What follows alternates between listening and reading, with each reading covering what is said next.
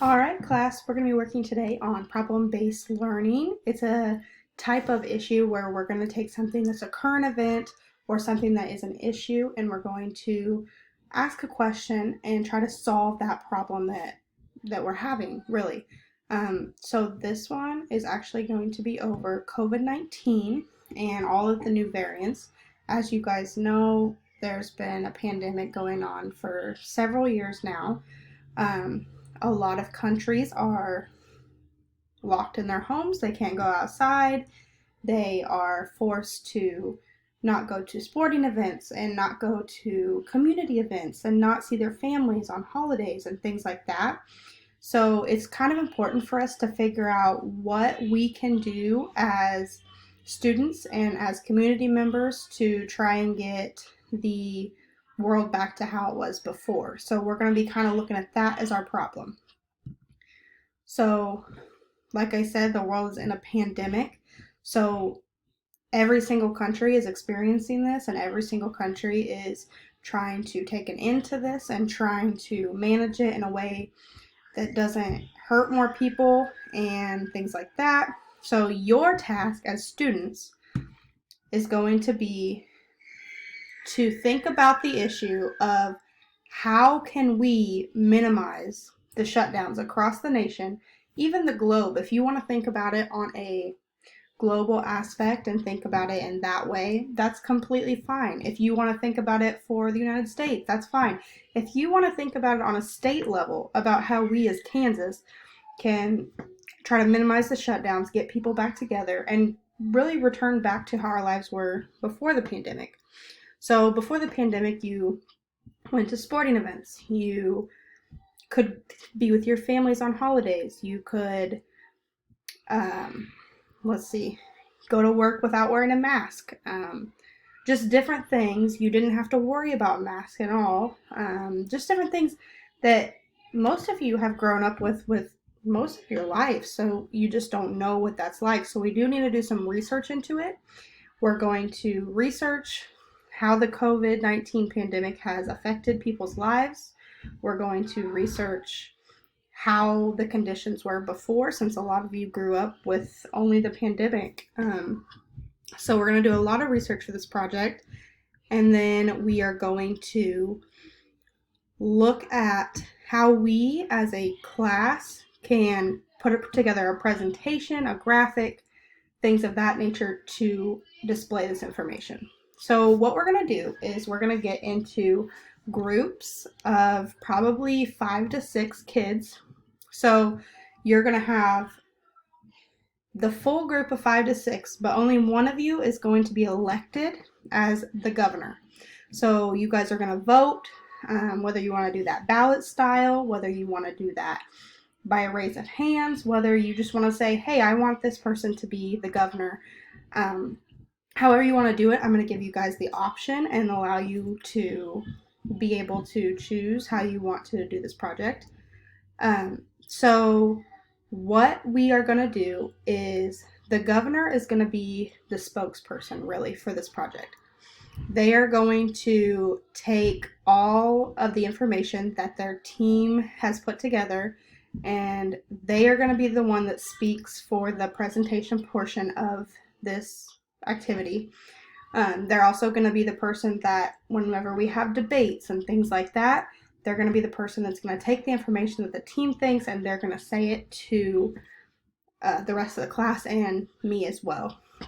Okay, so this person is really going to have overall say in what the group decides. So if there is a tie between what people think, they're all overall going to have the overall say because they are the tiebreaker. They're the person that's going to be telling everybody, so they have the ultimate say. So you want to make sure that you're electing someone that you trust and that you think is going to put you in a good position for what you want from this project.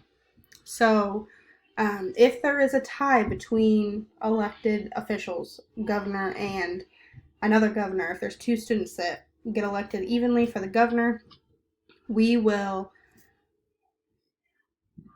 come to me and I will help to make the decision by making them do a formal interview. Okay? So once you have your governor, you guys are going to start your research and you're going to start trying to figure out what you as students could do and what you could put together to design how we can get back to that past living conditions that we had before the pandemic.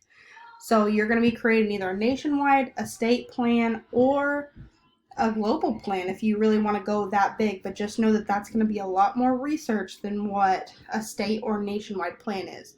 I would like you guys to do a nationwide plan, but I also think it might be interesting to kind of try to get to choose which you want to do, which I just don't want you to do county, okay? Because that's too small. We need to be thinking on a wider scale for this problem.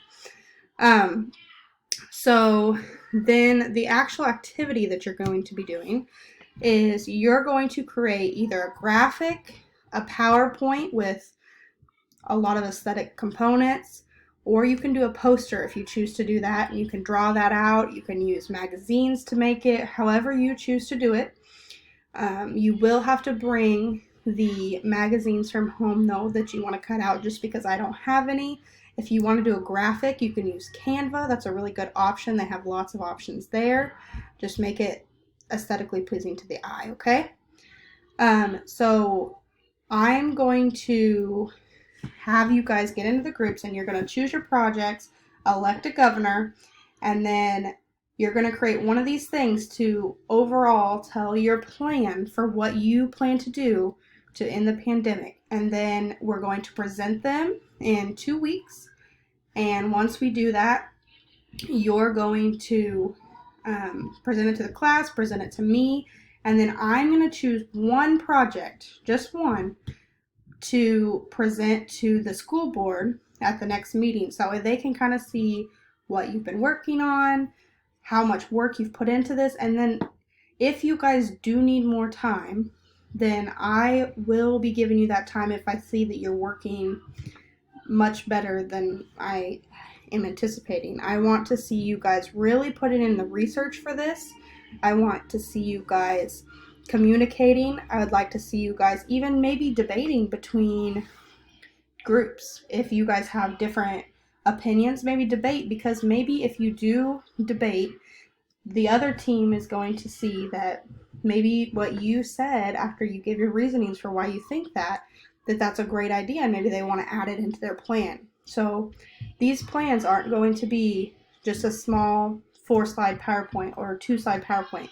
It needs to be a long, thought-out process where you're researching, you're communicating, you're debating, you're trying to think of the other side of it, and then you are coming together to create a presentation that's well thought out and well done. And then you may, even at the end of your presentation, ask your classmates for questions. Do you have any questions about this? And then they can answer it. And you know what? It may make you be able to learn a little bit more. It may make them understand your plan more. And it may be more likely that I choose it because I see all these questions and people are interested in it. So just think about that whenever you're creating this. So if you have any further questions, I'm going to have you come up here to my desk and we can go ahead and go over that, okay? Thank you guys.